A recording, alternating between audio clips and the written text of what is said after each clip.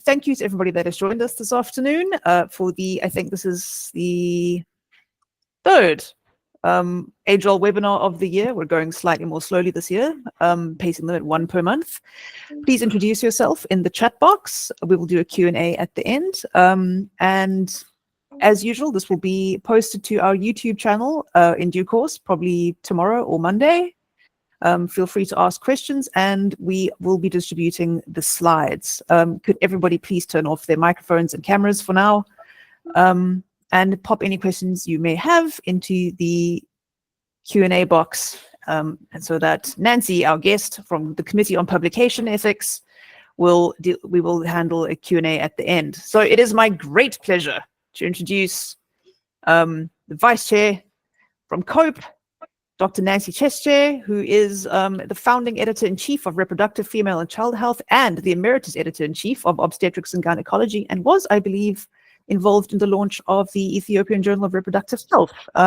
She practiced high-risk obstetrics at the University of North Carolina in Chapel Hill, where, and she was also the department chair at Vanderbilt University, as well as a superintendent of the Bokamoso Private Hospital in Botswana. So with strong links to Africa and a very long career in medicine and I assume research, with no further ado, I'm going to stop sharing my screen, and if everybody could please turn off their microphones and cameras in the meantime, and I will hand over to Nancy.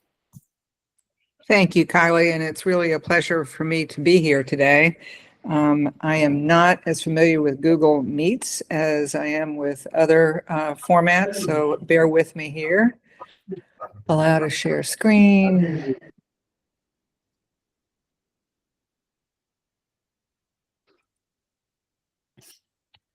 Can't share your screen. I have to be granted permission. Oh, no, don't do this to me. I thought I'd given you permission. Let me just find you in the list here. Select Safari. Hold on. Oh, there we go. Hang on. You should be a co-host any second now. Should be able to do it now. You are a host. Okay.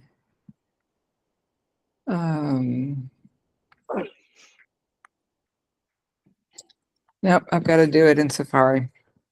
I'm sorry. We should have checked this. No. Sorry, this was, yeah. I didn't even think to ask if you're using a Mac. It's okay. We're okay at the time. Maybe you should, so we don't waste time. Do your slides. Can you do them? Sure thing. Just give me a sec to download them and open them and my. It is as a PDF, but that should work just fine. No, that'll be absolutely perfect. Let me just add them to my. I think everybody is familiar with the ways in which Google Meets turns on us. It's probably better than Teams from Microsoft. That's perfectly awful. So I've never used that, fortunately. Right. Let me just share. Let me just get rid of all this. So I wanted to just clarify one thing. I did help with sort of rejuvenation, I guess, was the right word, or the word we used, of the Ethiopian Journal. But they had been present for a long time. So I'm going to do an acknowledgement that I was just helping sort of midway along a journey. Sorry, that was my mistake. That's all right. There we go. When you are. Okay, so obviously we've already gone through this information. Next slide, please, Kylie. So I have neither any conflicts nor competing interests in our discussion today. And I've got some objectives. The first thing I want to do is sort of introduce what COPE is and what we are not. A little bit about our history, not very much, but most importantly, to spend time providing a roadmap to the COPE resources, many of which, in fact, most of which are available without the requirement of being a member. So they are available to anyone who logs on to the COPE site. Kylie had said that she wanted me to highlight some information about paper mills. So I've tried to focus some material or some of our discussion on that.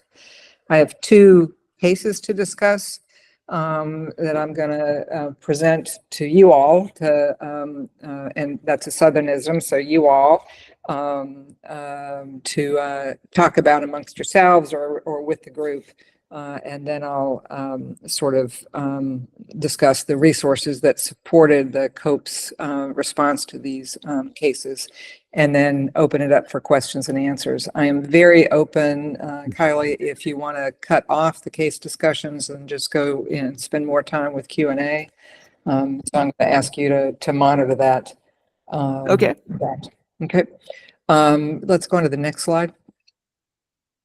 So COPE is a charitable organization that was set up by a memorandum of understanding or association in the UK in 2007. And originally it was set up by 5 medical journal editors. Our principal objectives are to educate and advance the knowledge in methods of safeguarding the integrity of the scholarly record for the benefit of the public. So we're not set up to benefit journals or publishers, although hopefully the resources we provide do help them in order to help the public. There are currently more than 14,000 members, and these include primarily journals and publishers. We are now accepting applications from research-intensive universities and research institutes, and that's adding an important layer into the stakeholders that are part of this conversation around publication integrity. And individuals can become members as well. We have an entirely volunteer trustee board that's got sort of a fiduciary responsibility for the organization, and then a volunteer council members. There's 22 of us. I have the privilege of serving both of those, on both of those, and the council are the ones that primarily are producing the resources and materials that you'll see on the website. There are 5 paid members of the COPE staff. The whole area of publication ethics has a variety of stakeholders, many of whom are members, as I've mentioned, but these include researchers, authors, reviewers, and anybody else, including the public who's got an interest in publication ethics. And as I'm sure you're all aware, there's a increasing skepticism about science in particular, and that's the direction that I come from. But science also, of course, includes research in arts, sciences, and social studies as well. Okay, next slide. Our mission, and this mission statement has been reworked and has just recently been adopted at the beginning of our 5-year strategic planning process. And it is to move the culture of publishing towards one where ethical practice become the norm. And I want to use this as a jumping off point to say that I think it's really important to emphasize that the majority of publications, scholarly publications, are of high integrity, high quality, and that when we turn our focus to be looking at the bad apples, we sometimes lose sight of the bigger picture. So I do want to celebrate that scholarship is for the most part a very wonderful effort. We are built around 3 core principles, and these sort of guide our approach to the work we do. We want to be providing practical resources to educate and support our members. We want to provide leadership in thinking on publication ethics, and later on I'll mention something called United to Act, which we've helped co-found with STM around the problem of paper mills. And we seek to offer a neutral professional voice in current debates in responsible scholarly publishing. Our approach is very firmly in the direction of influencing people through education, not sanctions, providing resources and support for our members. We are not an enforcement organization, so we cannot make a journal do anything. But if someone is admitted as a member and then they don't uphold the COPE ethos or guidance most of the time, then there may be consequences as far as being removed as a COPE member. Okay, next slide. This slide is to just show you the kind of resources that we do produce. The ones that are highlighted in blue here are member benefits, and they're important. There's a lot of interesting work that's done there, but honestly, and my membership committee group would probably shoot me in the foot for saying this, the real guts of what we do, the real core things we offer are available to everyone, and this gets back to our mission of being for the public benefit. So there's a variety of different kind of resources we produce, and I'll focus on the ones that are first not for members, and I've got some illustrations of these as well. One of them is a whole areas of guidance or guidelines. These are frequently result from topics that are brought up by members or others in the community, where journals or publishers are looking for what do we do in this kind of circumstance. These are tend to be fairly long documents. They go through multiple iterations. They can take too long to produce, but again, we're a volunteer organization and we are trying very hard to speed up this process.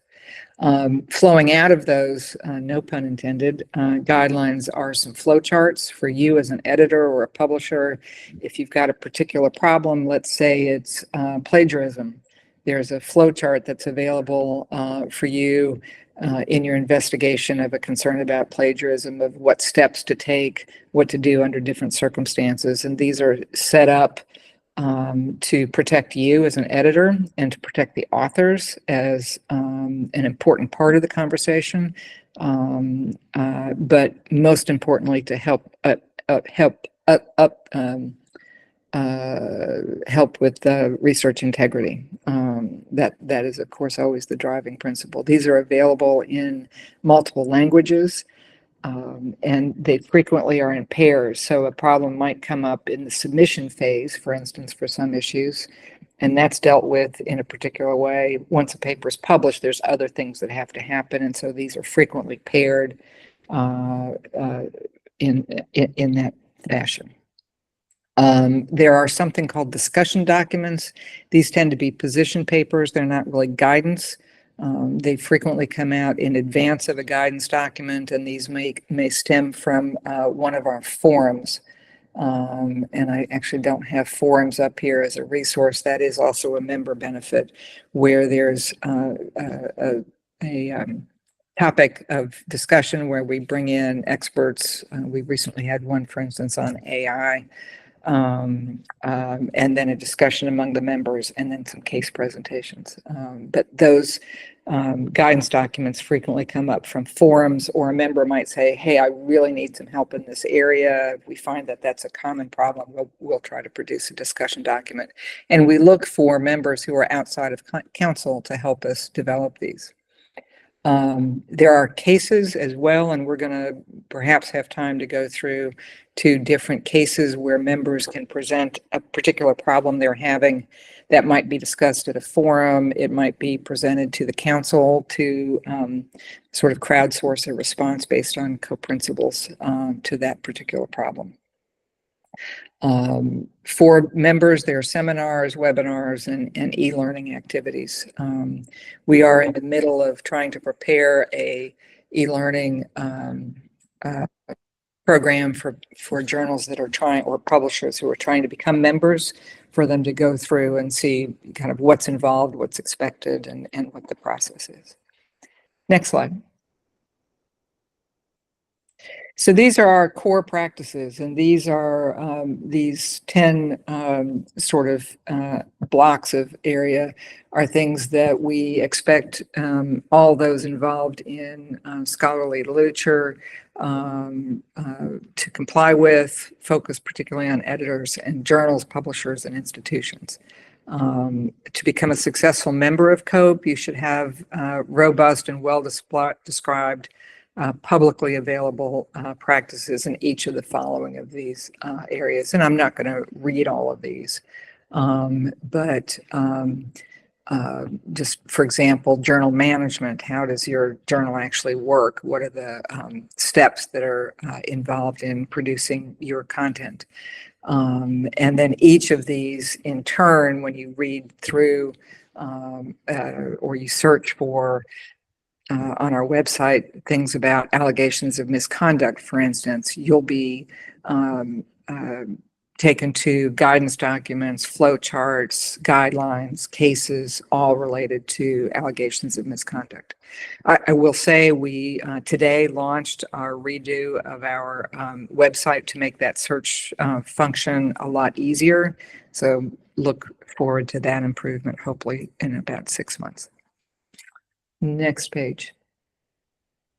In collaboration with DOAJ, OASPA, and WWAMI, we've produced some time ago, and we still adhere to this, Principles of Transparency and Best Practice in Scholarly Publishing. And this is actually the template that we use in our membership applications to make sure that these principles and best practices are part of the ethos of member journals and publishers. So these include a journal's website, for instance, or a publisher's website. Is it clear? Are all the links present? Is it easy to navigate? Can people find what they're looking for instance? Is the name of the journal clear? Does it actually fit the aims and scope of the journal? Is it very similar to another journal, so it might be confusing on a search, for instance? How well described is the peer review process? And does it actually make sense? I'm sure for many of you who are journal editors, you are within the global crisis of finding adequate peer reviewers. And so we find it always a little skeptical when people have a peer review process that from submission to publication of an accepted journal is 2 weeks. That doesn't seem like it's really a reasonable peer review process, and those sort of things we do look at. But we want you to describe: is this a double-blind peer review, a single-blind peer review? Is this actually just reviewed by an editorial team and not by community peer reviewers? We want you to be transparent about it, but we want it to be clear on your website, and we feel like that's best practice. And then who owns the journal, who manages it? That's very important as well. Next page.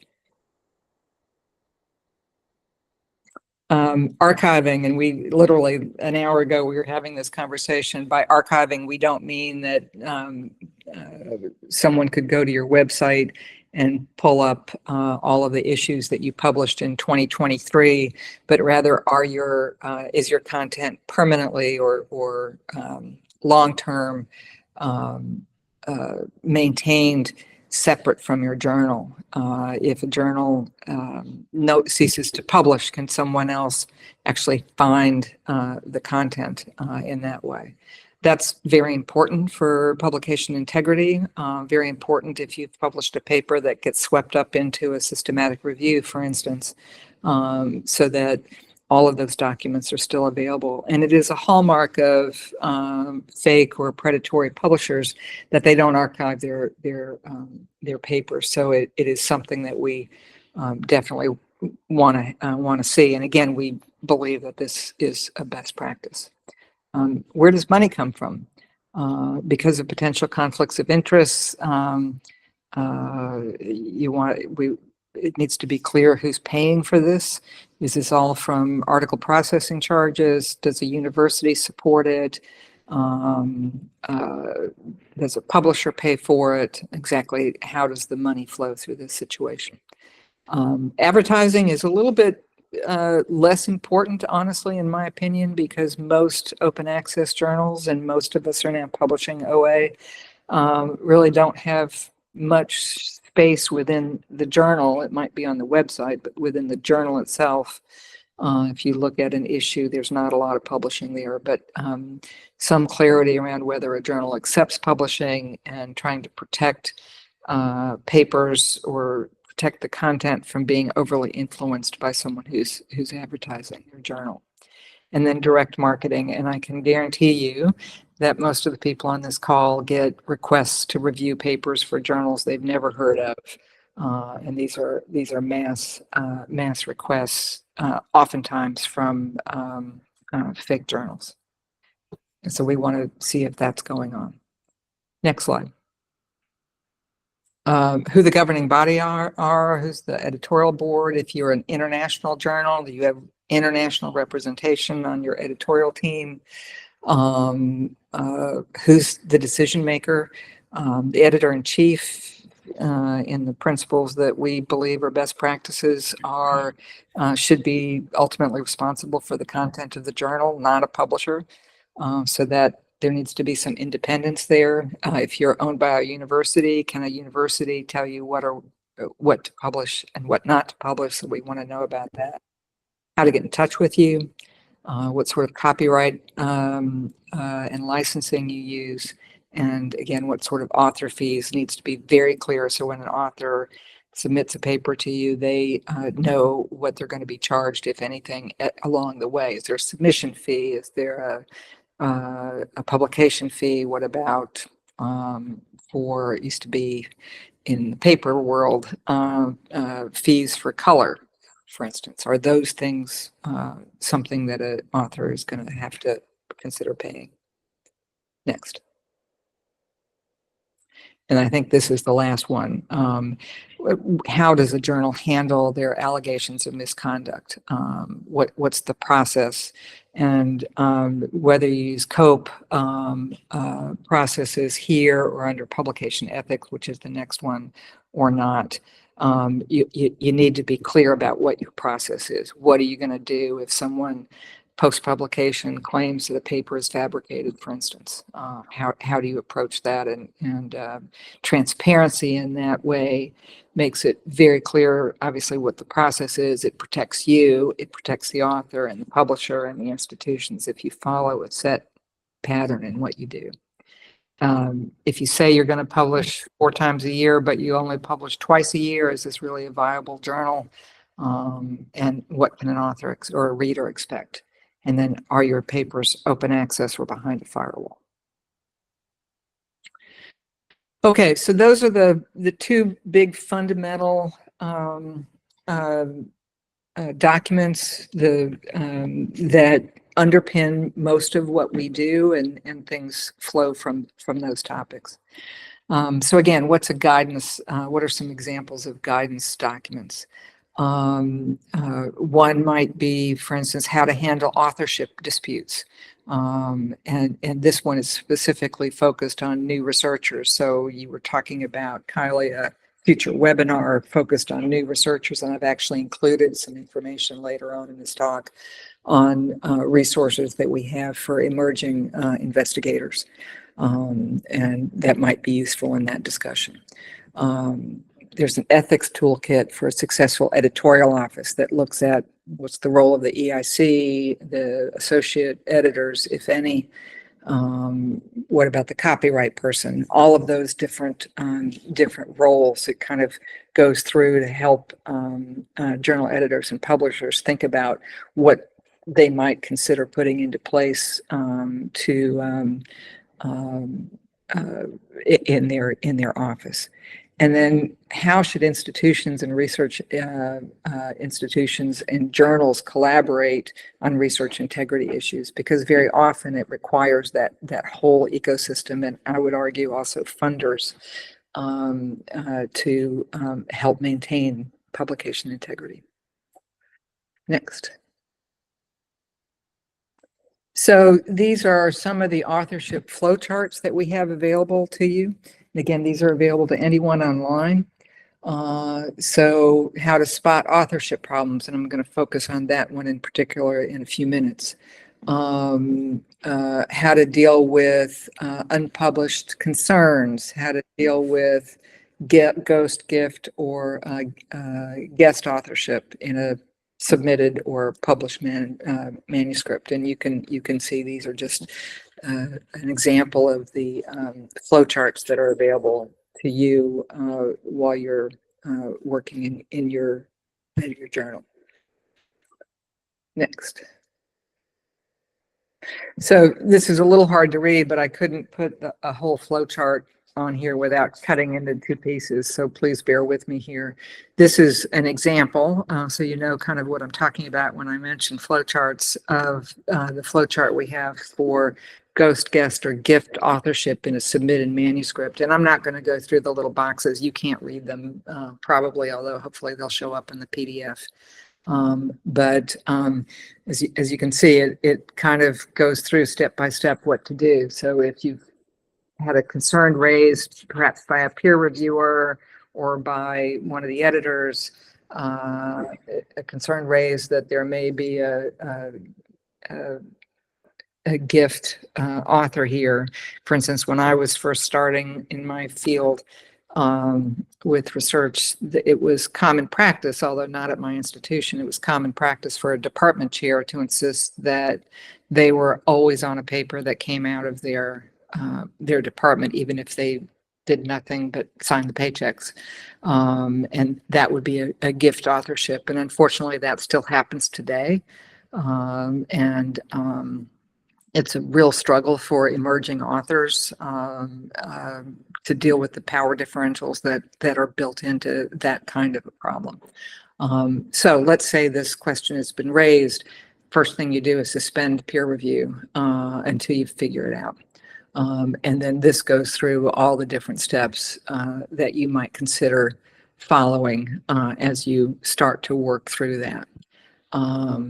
And a note here, much of our older data or older materials talk about contacting the corresponding author, and more we're encouraging all of the co-authors to be included in any communications around a problem with a paper or when a paper's been submitted, because of the prevalence of corresponding authors sometimes being a bad actor and dragging people along without their knowledge in a problematic situation. Okay, next slide. So here are some other authorship resources. So there's a discussion document that's available at the URL there. And there are 214 of our like 800 cases over the years are specifically about authorship. And I think that's important because authorship is still a problem. That's 1/4 of our cases. Next. So as I mentioned, there's a variety of different things that we recommend on how to handle authorship disputes, a guide for new researchers. I'm not going to read these. These are some of the bullet points that come out of that particular document. And I do always laugh as a previous journal editor. I'm well aware that our instructions for authors sometimes are longer than the articles that we publish because there's just so many things that need to be in there. And COPE encourages the author instructions to be very transparent. But the person who was the editor-in-chief of Obstetrics and Gynecology, not before me, but before that, so back in the 80s, once put in his instructions for authors in one issue that if anybody had read this, please contact him, and he would send them what turned out to be a gift card. And he only had 20 people notify him that they had read the instructions for authors. So we put stuff in there. Authors don't read them, but it is still a huge protection for you to have a very transparent instructions for authors, and for those authors who actually do read them, it can benefit their submission. Next slide. And then these are resources specifically for authors that we do have on here. So again, you can share these with the people that you're mentoring and teaching. in the process, as well as sending them to your authors themselves. Okay, next slide. So we have translated most of our flowcharts and some of our other resources into these languages. So they can be available for people. This is an expensive proposition to make sure that they're forward and backward translated. We are working at expanding the number of languages that are included. But hopefully, if you have an author that whose first language is one of these, you can offer them access to that if they have a question about something in particular that's been translated. Next. Okay, very briefly, as I mentioned, we've just talked a lot amongst ourselves about artificial intelligence. This topic, I just saw a headline in one of the news services that I get that AI has got the potential to end humanity as we know it. That may be a little heavy-handed, but it certainly is going to change and is changing the scholarly world. Not only in the production of papers, and I'm not going to get into that specifically, unfortunately also in the production of fake data, which is a big problem, but in the publishing world,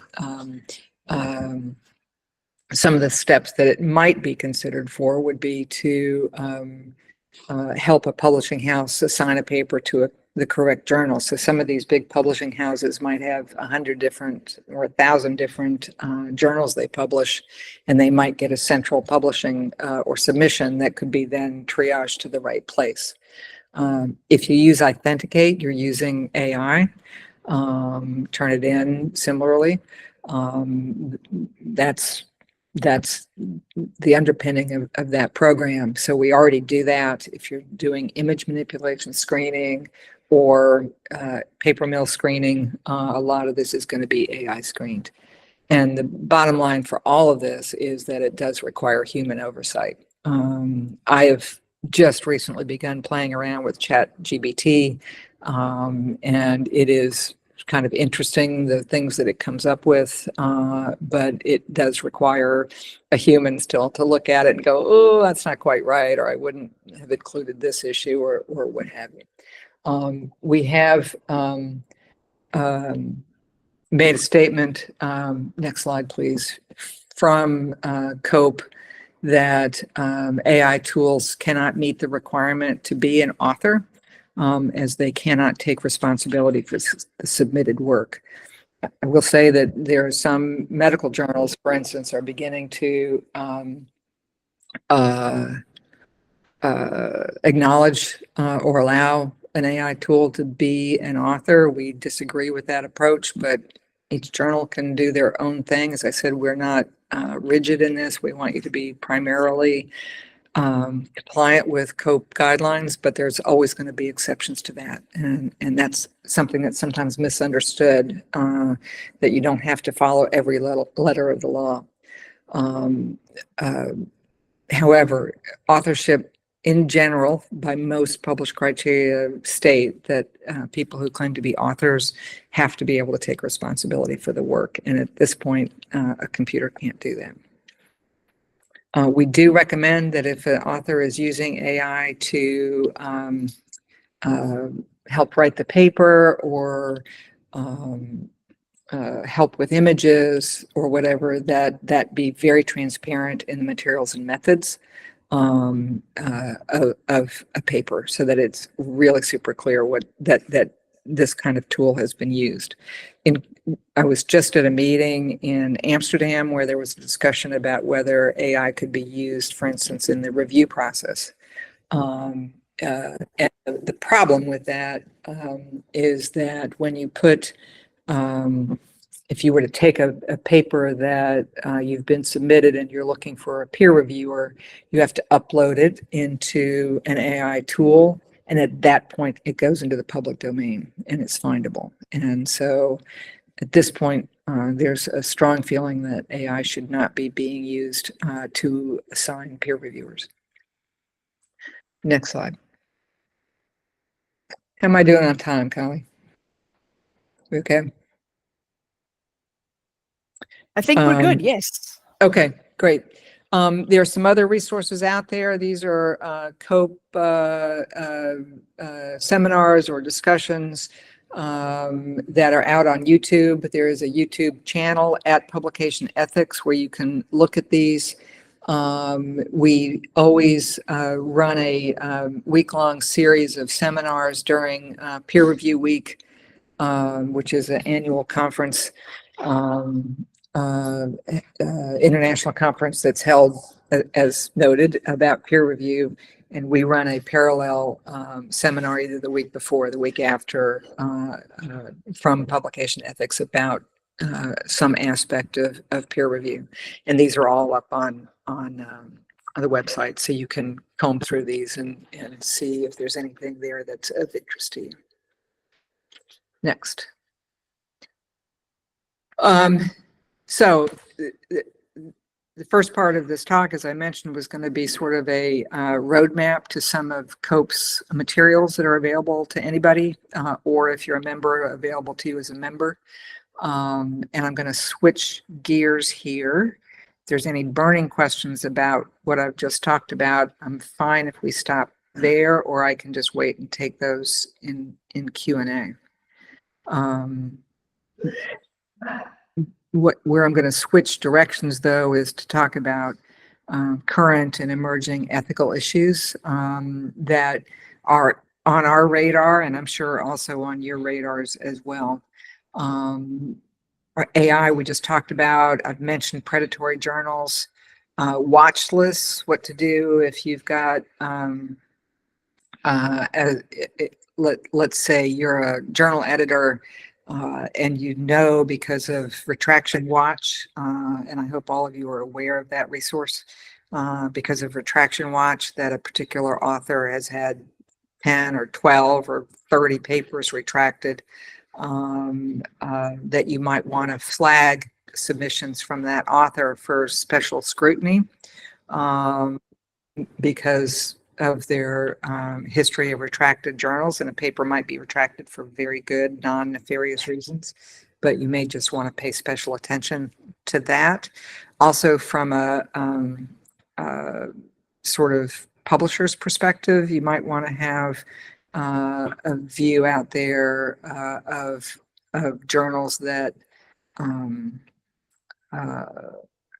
have some predatory activities or characteristics that you want to pay special attention to, and make sure you're not publishing a lot of papers from those journals, or if you are, make sure they're valid papers. So just the idea of watch lists, and I will say those are ethically charged lists and highly subjective and can be highly biased, but we do know that they're being used, and so we have some guidance around watch lists. Preprints, conflicts of interest, manipulation of the peer review process, which is still going on. And as I mentioned, I want to focus now on paper mills. Next.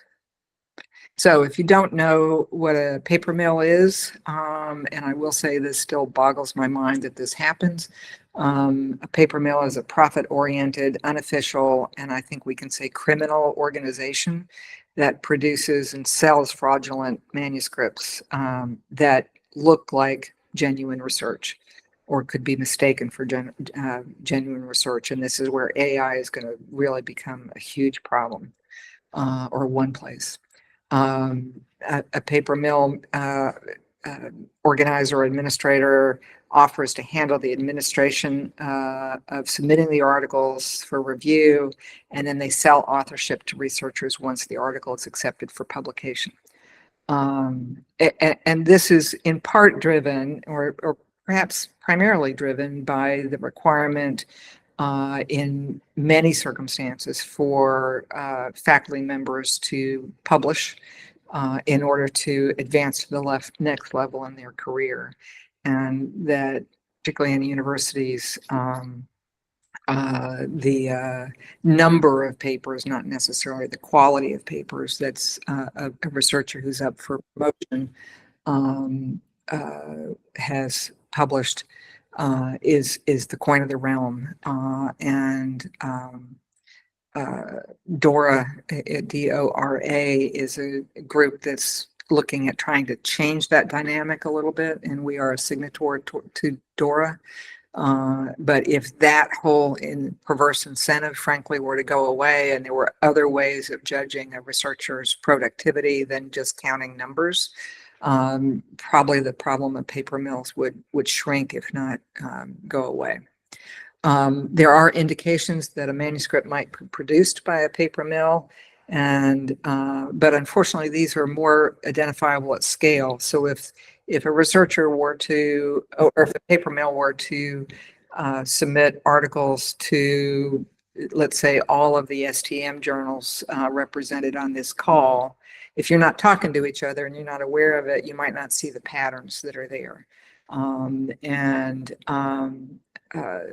If you're just looking at one article in front of you, it's going to be really hard in most cases to identify it as the product of a paper mill. So this gets into a whole secondary conversation about how do journals share information with each other in a way that's confidential, that protects the authors, because most authors are doing the right thing, but also has enough sensitivity to be able to detect these patterns. And let's go into the next slide. So is this a minor or a major problem? And I think it's becoming increasingly clear that this is a global issue of rather gigantic proportions. Jennifer Byrne is a leader in the area of paper mills in the human genome or human genetic literature, and she estimates that in that literature, over 100,000 different papers that have been published are actually the product of paper mills. And there's some references here for you to look up if you want to verify that.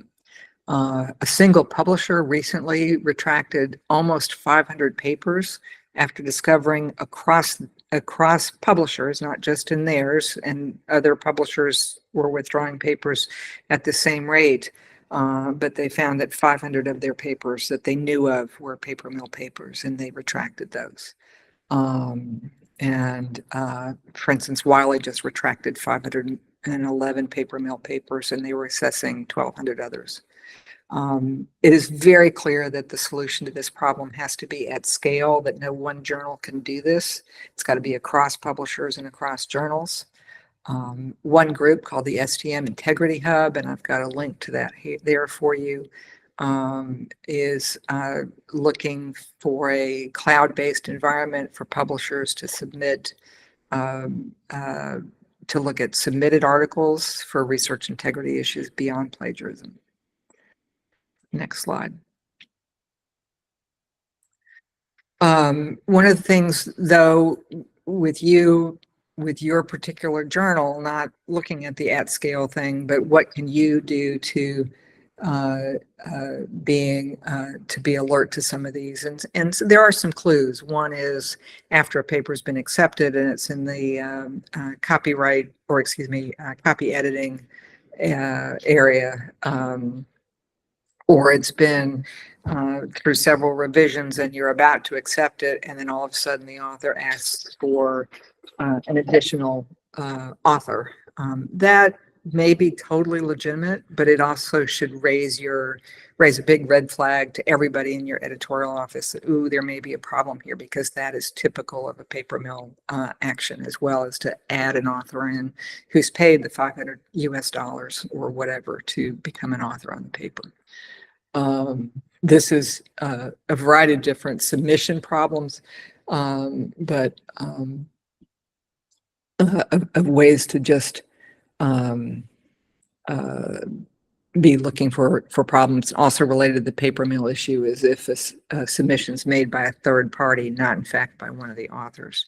That should raise all sorts of red flags to you. Next slide.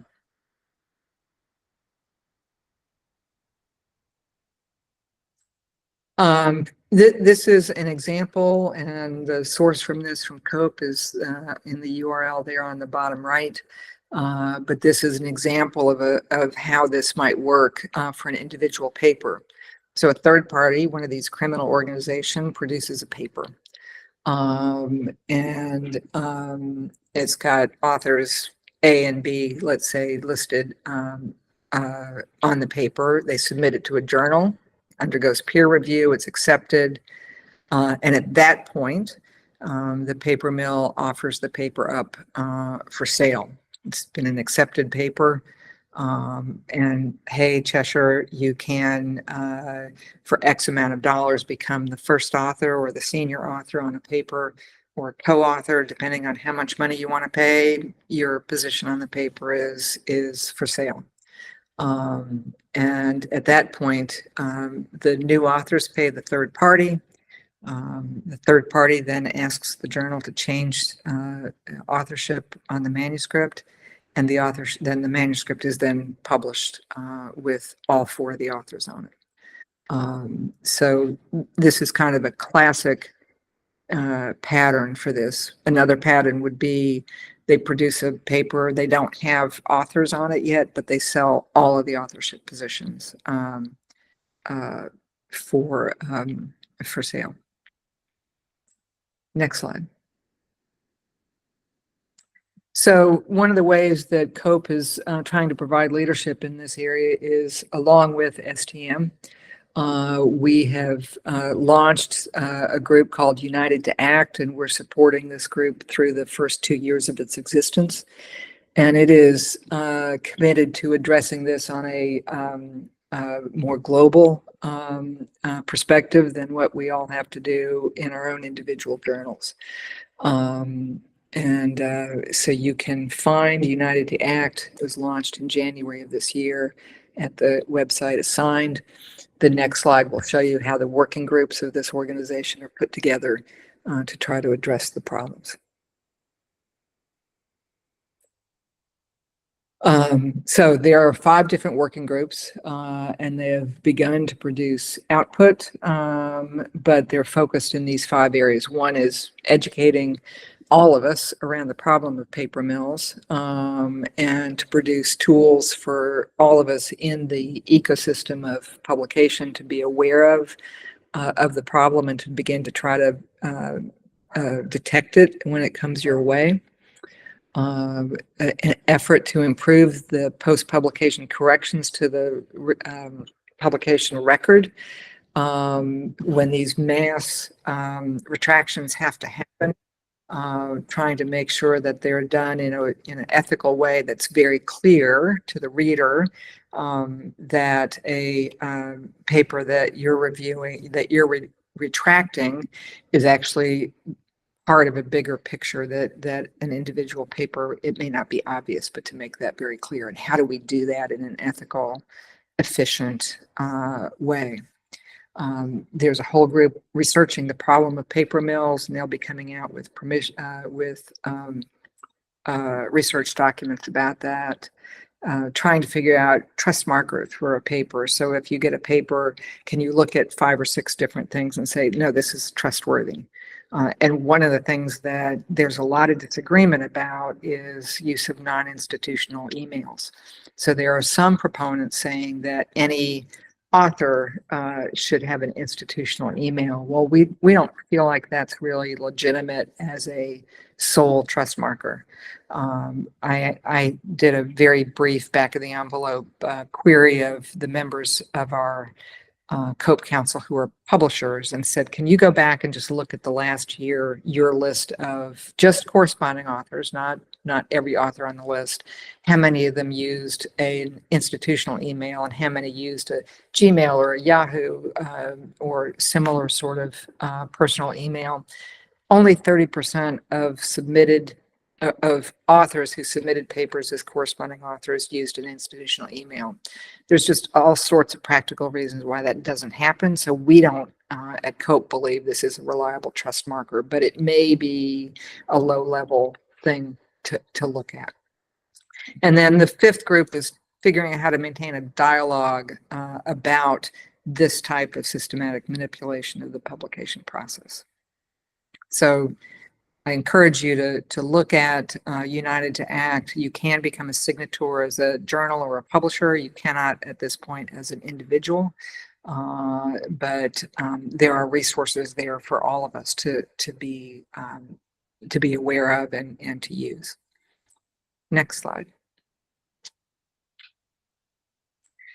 All right, so guidance here. I've got 2 cases to discuss. We're nearing the top of the hour. I can either do these cases or have a Q&A.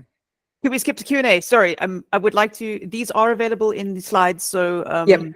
yeah, they will be available to the attendees. So yeah, if we can go to Q&A, please. Yep, that's fine. And just so you know, if you look at these slides, I've got the case that I've abbreviated, what the question was that was presented, and then what you'll see are resources that are available to support the answer that COPE gave, and actually what the answer was that was provided back to the questioner, the presenter of the case. So you can see how that conversation went and hopefully learn something about what resources can help you and what kind of cases are out there. Fantastic. So happy to take questions. Awesome. Our first question is from Professor Jamal Hinchiri of the Journal of Academic Finance. And it says, hi, it seems that there are fees for COPE membership. Is there a way to avoid these charges? Yes, there is. There are waivers, and we provide waivers to journals based on the standard metrics. And I would assume many of the journals that would come from countries within Africa would qualify for a fee waiver.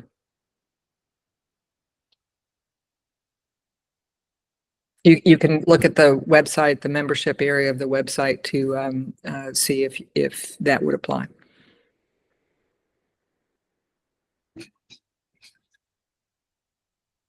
We had a question. Somebody raised a hand. Could I ask you, please, to put that question into the Q&A? While I figure out how to unmute you, because Google Meets has turned on me. No, why? Okay.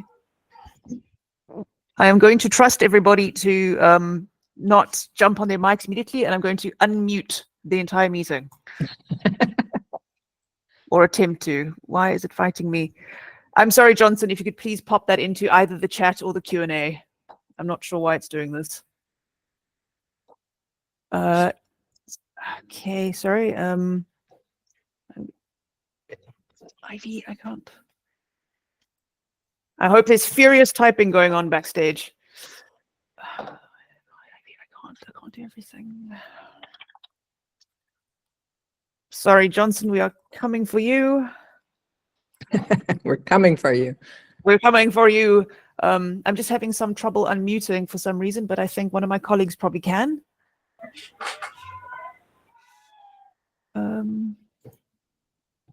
I don't know why I can't unmute. I'm sorry. Google Meets is also new to Agile. So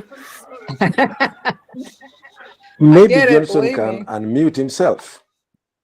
Yes, Johnson, if you can unmute yourself.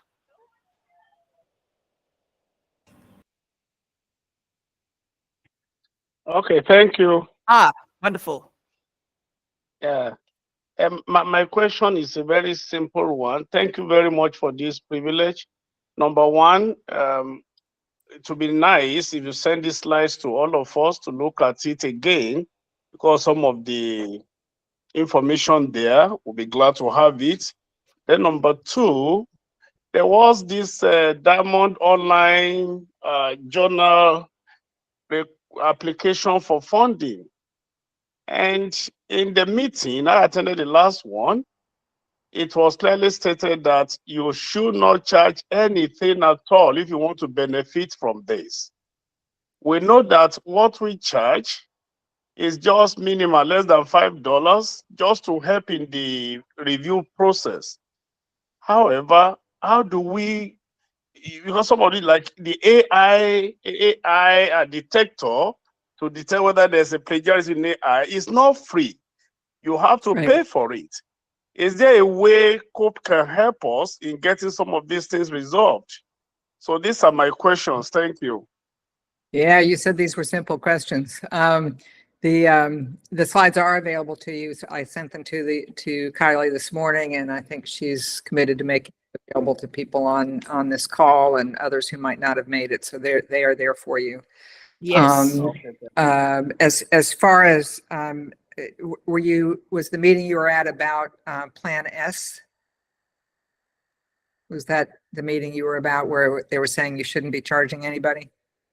I think we Yeah. might be referring to the, so are you referring to the previous Age-Ol webinar that was co-hosted that was hosted by Jenron Wetzler on Creative Commons, or the one with Irina from Eiffel, which would have been in May, I think. I think it was in May, either April or May.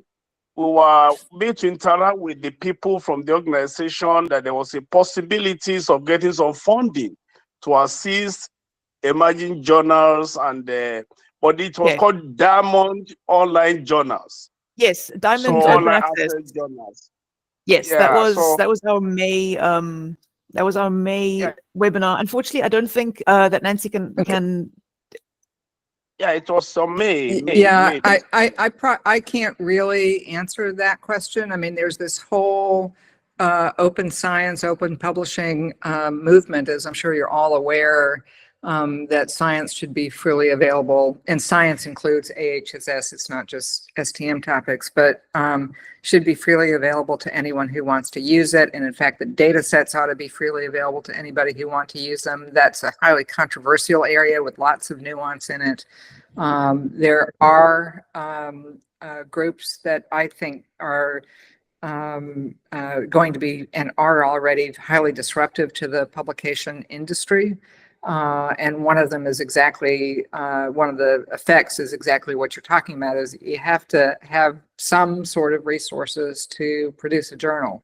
And how do you do that without charging a reasonable market price for the work you do? And I do not have answers for that. It is an international conversation that's going on. So if you have a specific query about that webinar, if you can please email Age-Ol, and then we will take it from there. Okay, thank you. I'll do that. Right, we have a new question, another one from Abera Belay, who says, do you think that voluntary reviewing that used to compensate publishing in that specific journal is ethical? Oh, you guys are asking hard questions. Well, you know, so much of what is published is on the backs of volunteers. It's the authors who basically are sending their intellectual property to you as a journal to publish. You're not paying them to publish. They are, in many cases, paying you to publish. And likewise, reviewers are being asked to do this primarily as volunteers with very little opportunity to get recognized for that. Do I think that's ethical? That's an interesting question. I don't think it's sustainable. It is, I think, ethical as far as the reviewers are concerned, in that I strongly believe that given that our current practice in publishing is to request peers to look over work, to look for its validity and quality, since that is the current practice, if you're an author, I believe it is unethical not to review a paper, not to be part of that ecosystem. And now, does that whole approach need to change? Yeah, probably it does. But given the current circumstances, as I said, I think it's unethical not to be part of that process. Now, are there ways that a reviewer might get some benefit? It gets back, in my opinion, and this is my opinion, not COPE's opinion, to the universities and research institutes that are looking at criteria for promotion. And if I'm faculty member going up for promotion based on my research productivity. Number one, I think a university ought to be looking at the quality of the research, not the quantity. And they also ought to be looking at the role of that researcher in the research ecosystem, i.e., are they doing reviews? Not too many, but some. I also think it's very important for emerging authors, students, residents, PhD students, whoever, to do some reviewing, because I think they learn an awful lot about what makes a good paper, how to write a paper, and what's out there in the world that they might ought to consider learning about in their own field. So I've given you kind of a qualified answer, I think, to your question. Right, we have Dennis, I see your question, but there's one just ahead of you in the queue. Professor Henry again asks, what can I do as a journal director if the first author changes the name of the second author? Is it ethical to accept this? Yeah, so I urge you to go look at the COPE's guidelines for the resources on that. And actually, Kylie, if you will go back to my slides at the end, I'm going to show you what the resources are, because the second case was about a request for change of authorship, or you could look at it yourself when you get those. Just a second. Yeah, it's this article, or this case. If you go to the next slide. Next slide. And then the next slide. Sorry. So what we encourage you to do as journal editors around authorship is to recognize that you are not the arbitrator of authorship problems. Those are between the authors themselves and sometimes the institution or institutions involved. You have no way of arbitrating authorship disputes. But what you should do is to be very clear on your instructions for authors, your definition of authorship and what you expect. I put up here one that is commonly used outside of medicine as well as in medicine. This is from the International Committee of Medical Journal Editors, and it very clearly lays out criteria for authorship. And again, I commend you to read this. Any author who meets these criteria should be authors, and there are 4 requirements. And there are other definitions of authorship, and you could make up your own, but it needs to be absolutely transparent. And then when authors submit their work, and I encourage you to get this independently from each of the submitted authors, not just from the corresponding author, as I mentioned earlier, they should say that they meet these criteria, importantly, that they agree to be responsible for the work. And you might consider using the NISO credit taxonomy, where they go through on a form and indicate what they contributed to the paper. And then the next slide. This is the guidance for authors. Be very clear what your definition is. Have a statement, and these criteria are here. And the next slide as well. Sorry, but it answers your question, I think, in fuller details. And this is a quote from one of our documents. You're not in a position to fairly adjudicate disputes, nor should you capitulate to threats or bullying by authors involved in these.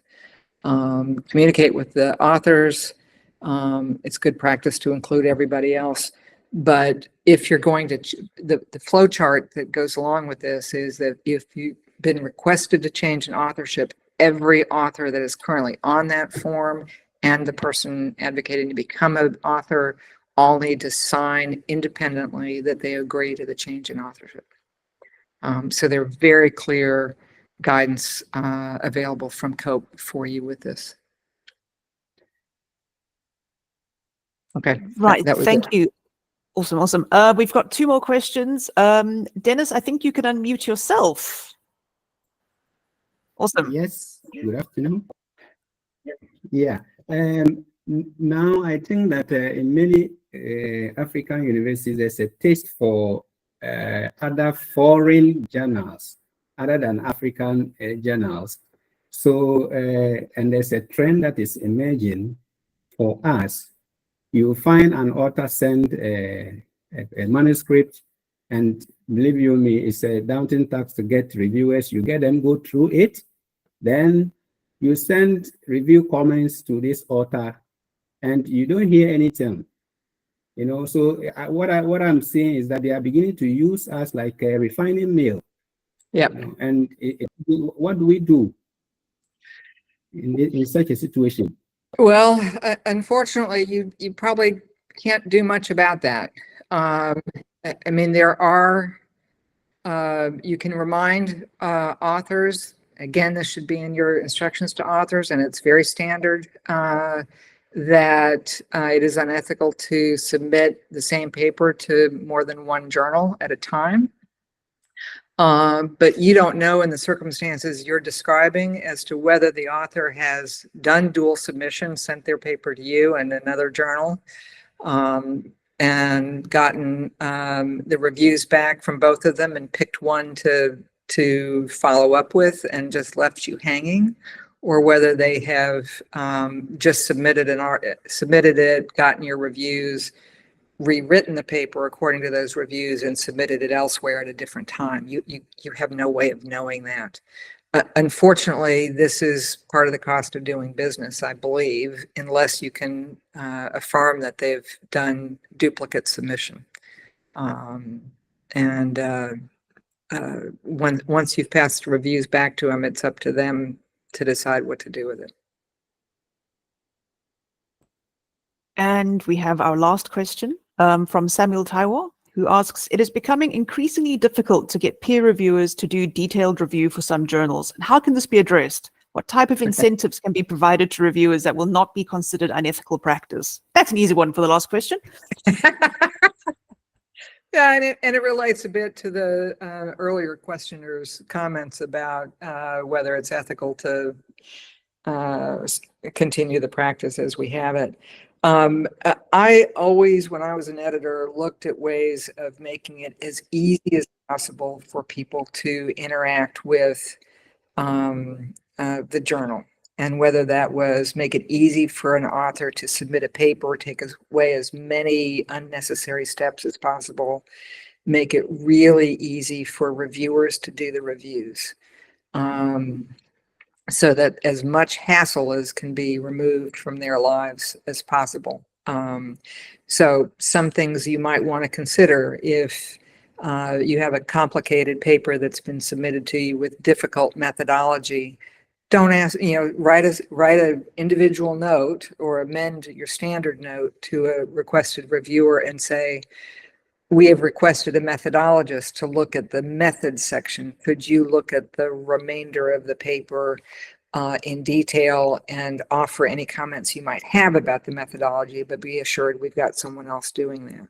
Or similarly with the statistical analysis, statistics is so much more complicated today than it used to be.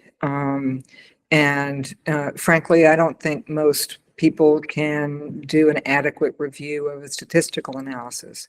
So that might be another way you target a reviewer and ask them to do a specific job. And I frequently would do that. Make sure you give enough time for a reviewer to do the review. However, human nature being human nature, we all put it off until the last minute. You've gotten that reminder to do the review. Provide those reminders kind of on an ongoing basis. If you give 3 weeks for a review, remind them at 1 week, remind them at 2 weeks. Yeah, it kind of fills up their in-basket, but nonetheless, it might prompt them to get that review back to you. Be very clear in your instructions for reviewers what you're looking for. Make as much as possible a checkbox,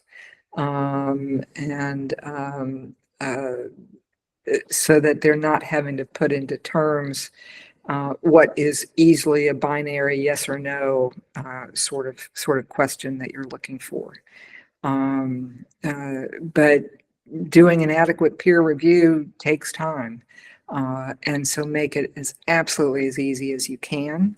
The other thing that you might consider doing is listing all of your peer reviewers once a year in your journal so that you're acknowledging them publicly.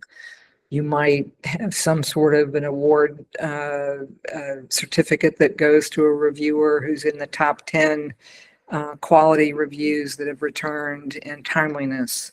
So you can do those sorts of things. There is also something called, oh, I'm going to blank on it, PubPeer, I think it is. That is a centralized place where reviewers can get recognition for their work. So you can build in some things that are relatively easy to put into place that at least offer some recognition for their very important role in the scholarly publishing. Right. And sorry.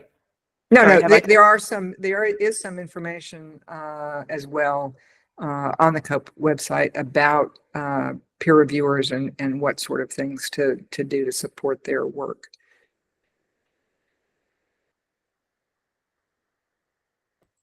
Right. So I think what everyone is going to do right now possibly is go to the COPE website because I hope so. yes, we encourage it. Everybody, please go and check out the COPE website. You will have noticed that a lot of this aligns with our JPPS criteria, so it does bear studying. I want to extend my thanks and the thanks of African Journals Online as a whole to Dr. Cheshe for joining us today. This has been absolutely fantastic, very interesting, and I think very profitable to all of us. Yeah, as an Agile staff member, I feel that I am always on the learning curve, and I know that's true for most of us. And certainly our editors have learned and benefited a lot today. So thank you very, very, very much. Yep. And just a reminder, and I don't know who to direct these comments to, but if you have comments about ways COPE might support you more, or issues that you're facing that you want to make sure we're aware of, please funnel them to the right person at AJOL, and they can get that information to me to bring it to COPE more broadly. If you have any questions for COPE, email them to me. I am Kylie at applications@ajol.info, and I will make sure that they reach the right address in the end. With that, I'm going to stop the recording within a minute. And thank you very, very much, everybody, for your time today. And to our special guest, again, thank you so much. And have a good evening, everybody. Yes, everyone have a good evening. Thank you. I am now stopping the recording. Thank you. Thank you. Thank you. Thank you. Stop recording.